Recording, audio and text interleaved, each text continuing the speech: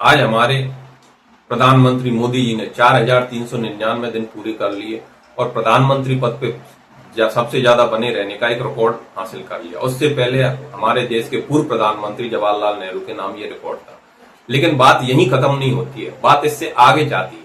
यानी हमारे देश के केंद्र सरकार के जितनी भी मंत्री हैं वो अब उनको बधाइयां देने में लगे हैं। हमारे देश के शिक्षा मंत्री धर्मेंद्र प्रधान, जो नीट पेपर लीक के सबसे बड़े चेहरे, यानी सबके लोगों की निगाह उन पे थी, वो नीट पेपर लीक में नहीं बोले। और ऐसी ही जो 89 एग्जाम के पेपर लीक हुए उन पे उनका कुछ बयान नहीं है। लेकिन वो मोदी जी के 4,399 दिन पूरे करने के लिए पूजा अर्चना कर रहे हैं मंदिरों में।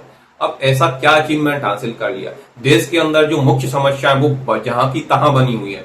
पहले की पार्टियों से परेशान होके जो देश में बदलाव के लिए जनता ने आपको चुना, उसमें क्या बदलाव आया? बदलाव धरातल पे आना चाहिए क्या केवल उन जगहों पे आना चाहिए जो केवल दिखाई जा रही हैं? यानी धरातल पे कोई बदलाव ही नहीं है और देश की जनता उन्हीं समस्याओं से अब भी जूझ रही है जिनसे पहले भी जूझ रही थी। अब मोदी जी और केंद्र सरकार के जितने भी मंत्री हैं, समस्याओं पे बात की जाए। और अब जो नीट का पेपर होगा ना, धर्मेंद्र प्रधान जी ने ऐसी व्यवस्था की है कि वो लीक ही नहीं होगा। यानी उन्होंने वायुसेना लगा दी और जो प्रोफेसर पेपर बनाने वाले हैं उनको लॉकडाउन में रखा जाएगा जब तक पेपर नहीं हो जाएगा।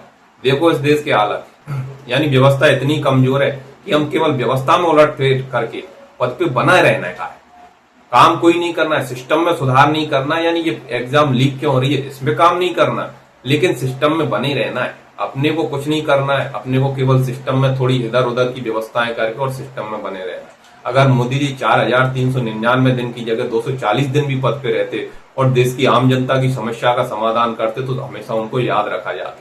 अब वो 4,399 दिन की जगह अगर 5,399 दिन भी पद पे रहे और देश के अंदर जो समस्याएं चल रही हैं, बेरोजगारी, भ्रष्टाचार, भुखमरी, ये मुख्य समस्याएं, पर्यावरण जैसी समस्या, उन पे उनका कोई ध्यान नहीं है। अगर मेलोडी और मेलोनी से फुर्सत मिले तब इन चीजों पे काम हो। आप इस बारे में क्या सोचते हो? कमेंट में अपनी राय अवश्य दीजिए। हम इसी प्रकार सच बोलेंगे, पार्टी कोई भी हो हम सवाल पूछेंगे। हम उस मीडिया की तरह नहीं है जो लोकतंत्र का चौथा स्तंभ होते हुए सरकारों से सवाल ना पूछ पाए। धन्यवाद। जय हिंद, जय भारत।